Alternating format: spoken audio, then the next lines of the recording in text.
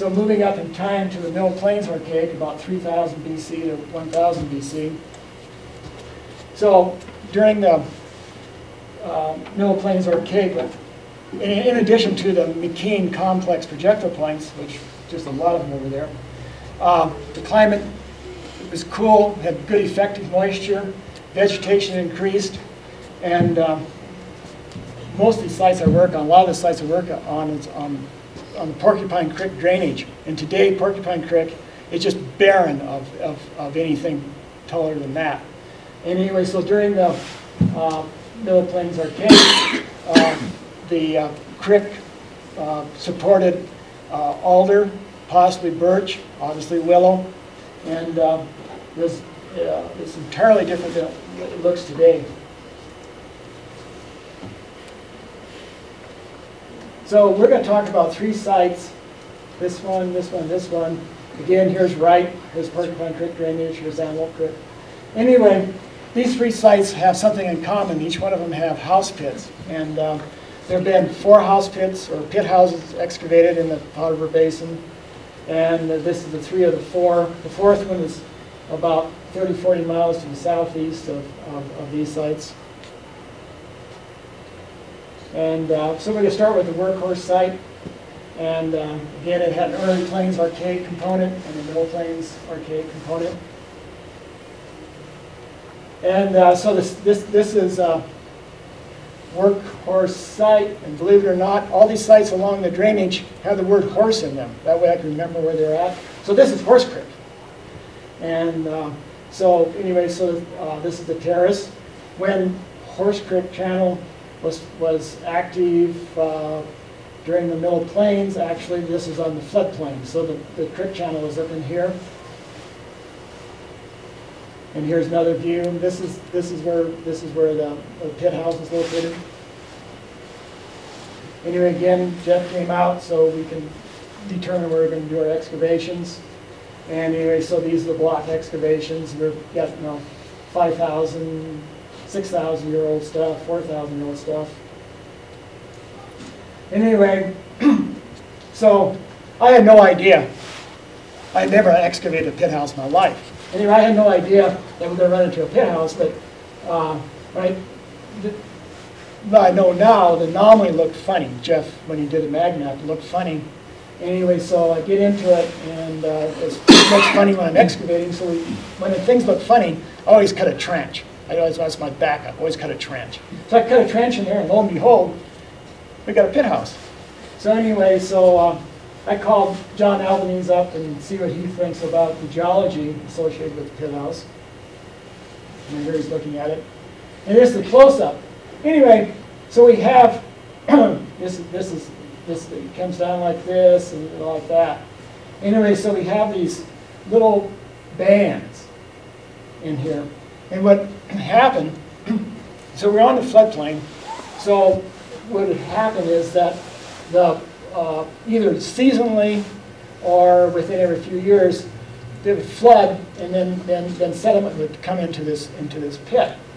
And this sort of thing also takes place in pit houses on the Snake River Plain in Idaho, so it's not unique to here. Anyway, here's a profile of it, and so this is where it was. We got features, one feature on top of the other, because as the pit was filling, they would come in and live there again, and just kept filling it up with features stacked on top of each other, thermal features. And here's the upper 2 R's right here. So anyway, here's a plan view. So this is what the top of the pit, that's what it looked like.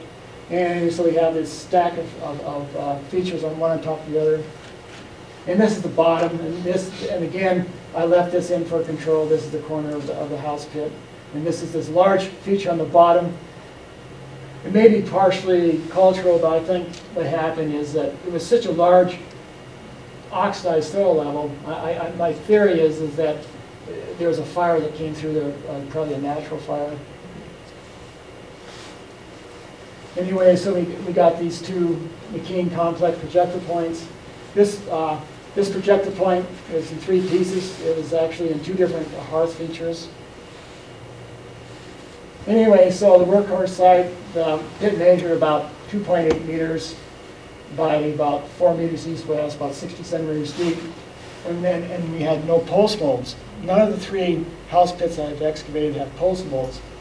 Anyway, it had, you know, surface houses and pit houses. And again, radiocarbon dates ran from around 4180 to about 4330. And it wasn't that the upper features had younger dates than the lower features. What had happened is that some of the upper features would date around 4300 and some of the lower features would date around 4100. So clearly what the deal was is that they were burning older wood. So that's the problem with radiocarbon dates out here. Wood lasts forever. And so anyway, so they're burning younger and older wood. So the whole occupation of the house pit no doubt did not take 200 years. It probably was within just a few generations, or maybe even just 1 generation. Anyway, so we're going to move up north to the Big Stay site, just a few miles. And it's a Middle Plains archaic site through late prehistoric 1. And so it's a large site, and we're going to look at just this area right here. And it's the pit house is on this nondescript landform right there. And so it's right there. Right there's the anomaly. Anyway, so it's hard to see maybe, but anyway, here it is, the charcoal stained soil. Here is a thermal feature here and here. Anyway, what the deal is with these is that animals like to dig in this particular landform. And while we were excavating, there was this young jackrabbit, and he would help us dig. I didn't know jackrabbits could dig like that. This guy, we'd leave, and we'd come back the next day, and he'd move a lot of dirt. Anyway, so they did a lot of destruction on this pit house. And here it is right here. Here is the plan view. So we got these features, but unlike Workhorse Site, it was not occupied repeatedly through time. So we have a surface hearth surrounded by these ovens / hearths. Then outside we had this kind of a similar combination. We had a surface hearth here with some outside thermal features. Anyway, here's a close-up. This is the new pit house. This is outside. Anyway, so one of the common type of feature that was around this surface hearth was these little ovens, and they're only about this big in diameter, probably about that deep. They're cylindrical. And this one right here, this pile of rock right here, they obviously had removed the rock out when they removed or they were baking in it. Must have been some small animal. And so here's a profile. You see a little bit of oxidization here. Anyway, that's what it looks like in profile. So one of the crew members came up with a term for this type of feature, and so we call it easy bake ovens. And we found these easy bake ovens on other sites. But anyway, so this projector point did not come from within the house pit, it came outside the house pit, but probably almost certainly associated with the house pit. And it's classic gate cliff split stem point. And it's somewhat like a square shoulder pimple point. Anyway, these points come out of the Great Basin area. And this particular style that is exactly like comes out of Eastern California. So I would like to think that during the Middle Plains Archaic, the climate was so wonderful here that we had these pilgrims coming in from California, like they do today, and set up residence. And it could have been traded in, but I like to think not. Anyway, so again, this house did about 3 meters diameter, about 40 centimeters deep. And the sandstone bedrock there is pretty soft, but they felt compelled to dig it to a certain amount of depth, so they dug into the sandstone bedrock. And it had the 6 thermal features. And then for artifacts, we got the typical, matadi and mono and lithic, and a variety of mammal bone, small mammal bone. Oops, wrong. So we'll slide down, right down here. This is actually on the side drainage of Antelope Creek to Workhorse Site. And it's a Middle Plains Archaic through late prehistoric 1 occupation. We did a lot of mag work on it. It's a large site. Each one of these little squares here measures 100 feet by 100 feet. And up on the bench portion, the house pit was right there.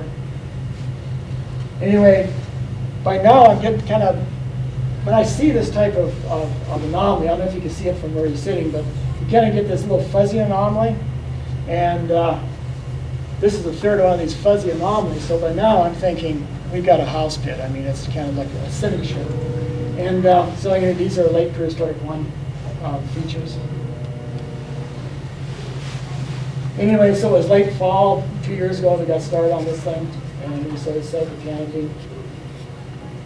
Anyway, so in order to get a definition of the house pit, we had to remove about that much of the top of it in order to get a change in the soil so we could readily see it. And here it is in plan view. There's our trench. Anyway, so here it is. And anyway, you probably can't see it, but anyway, the walls of the pit was like this. This house pit is entirely different in shape than the other three that have been excavated in the part of the basin. The other ones are kind of like this, and this was like that in the walls. This is the type of pit house that when I see something like that, I associate with American Southwest, maybe the Panhandle of Texas.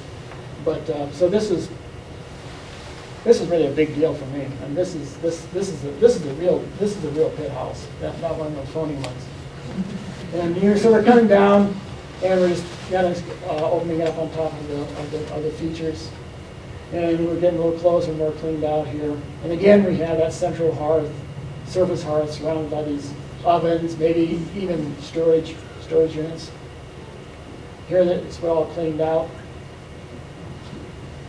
So it's about 3.7 meters diameter. It's at least 80 centimeters deep. And one of the things that one has to realize is that when you dig a hole like that, you got a lot of back dirt. So no doubt, at one time they had this berm around it. So it's probably about yay deep by the time they were ready to occupy it. And we had 7 thermal features, and radiocarbon, just like all the other pit houses in the basin around 4,100 years ago.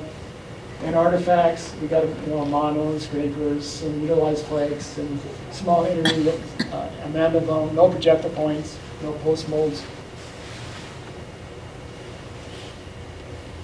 So what type of structures were on top of these house pits? Anyway, so this is all the American Southwest, kind of a kiva-like thing. Got the 4-post type of construction with the poles coming up. That would be a possibility. Again, without any post molds, it's really hard to tell. This is out of the Snake River Plain. We got a central pole, and then we got the poles coming up. And my vote is that they had a dome lodge.